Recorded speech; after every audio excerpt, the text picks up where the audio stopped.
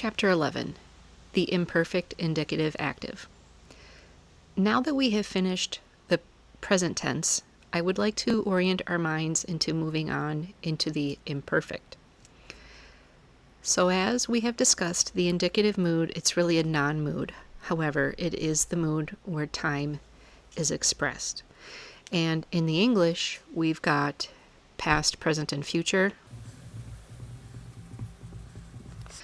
However, the Greek is not oriented around time. It is oriented around the type of action. And the type of action that we can have is an incomplete one, and we can have a complete action. And the other option is that we don't know, in the sense that it isn't marked for us. You could call this various things: indefiniteness, unmarked. Some people call it the aoristic, but we're just going to call it unmarked for now. All right, so we have gone through the present tense, which is this one.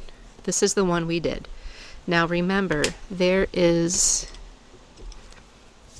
a active voice, and there is a passive and a middle voice there. Right now we are going to be going into the imperfect, which is here. It is an incomplete action. It is the present in the past, like I am swimming versus I was swimming. If we were to put this action of swimming here, you would say I had been swimming, and here you would simply just say I swam. In the imperfect, we're also going to have an active voice and a passive and a middle voice. And to just complete this column in the incomplete action, we're just going to put future. Now, the present and the future tenses have been unfortunately named for time, while this one has been named for action. Really, what these should be called is the past imperfect, the present imperfect, and the future imperfect. And as we get on later into the text, we're going to recognize this as an imperfective aspect. Now, in reference to talking about actions in the past, there are three distinct expressions in the indicative for the past. Again, if you were to say I was swimming, this would be I had been swimming, I swam. To fill out this chart for the sake of putting up a framework in our minds, this one is called the pluperfect. This one is called the perfect. And to be complete, this would be the future perfect. It is rare in the New Testament. It's basically extinct. We aren't going to worry ourselves too much about this one, but we want to put the complete framework in our minds. And here we've got a big category, and it is called the aorist. It is the simple action, and when we put it in the indicative mood, it is simple past action. So again, there are three tenses for past in the indicative. There's two in the present in the indicative, and there's one for the future in the indicative.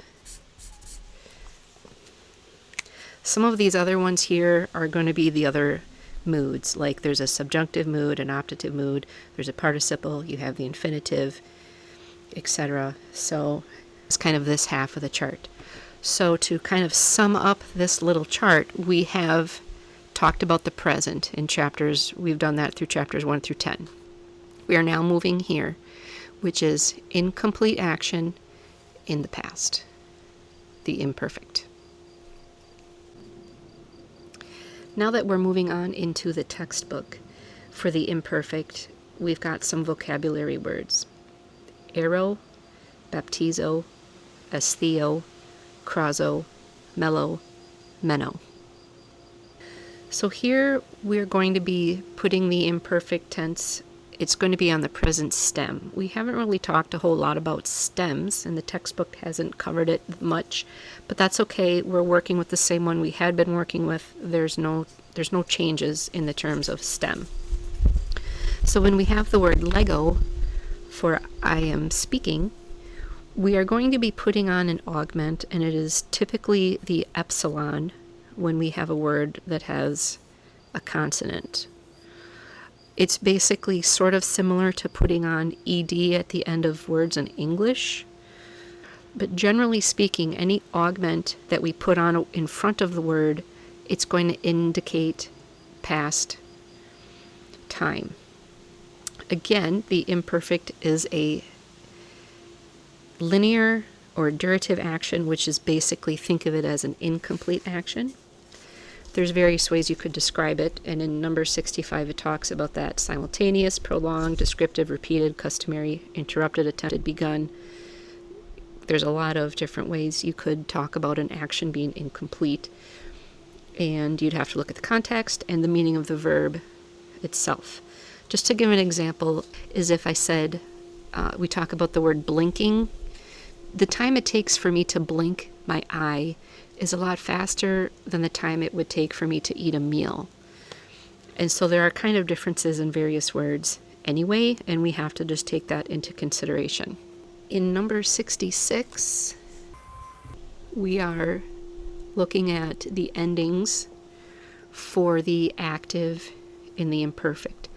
They are different than in the present, and that's okay. We have on, s, and the is just the vowel, the thematic vowel. Amen, ete, asan, or on. On, s, amen, ete, on. And this is parallel to the o, ace, a, omen, ete, use in the present.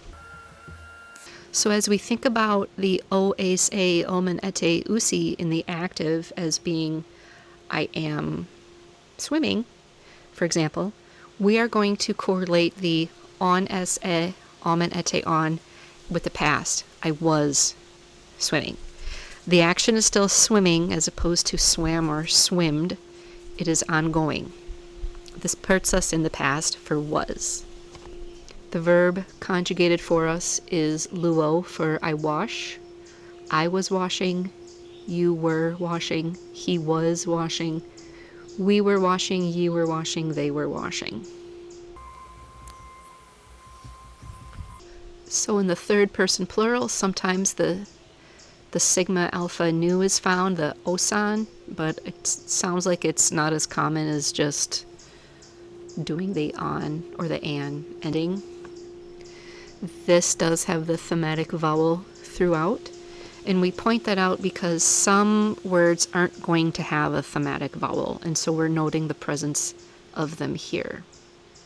And again, that third person singular, it has no personal ending. It's just kind of left with the thematic vowel. And to emphasize, before the stem, we are adding an augment with an epsilon. So what do you do when you have a word that starts with a vowel? We're not going to put an epsilon in front of it. You're going to lengthen the vowel. And it would be important to really get your vocabulary down and recognize your words, because then you're going to recognize when a vowel has been lengthened. So the alpha becomes the eta, an epsilon can become an eta, omicron becomes the omega. Mr. Davis tells us that the EI can become an eta with an iota subscript, but remains as EI in the New Testament. And we have some examples. The word ago for I lead in the present becomes agon in the imperfect. So you have I lead versus I was leading. Akuo for I am hearing, it goes to akuon, I was hearing. And notice how those alphas are turning into etas. And sometimes mellow has an eta. So you would typically expect an epsilon there, I suppose, but it probably has something to do with that you have an M. So then we are coming to the exercise, and we'll get all set up for that.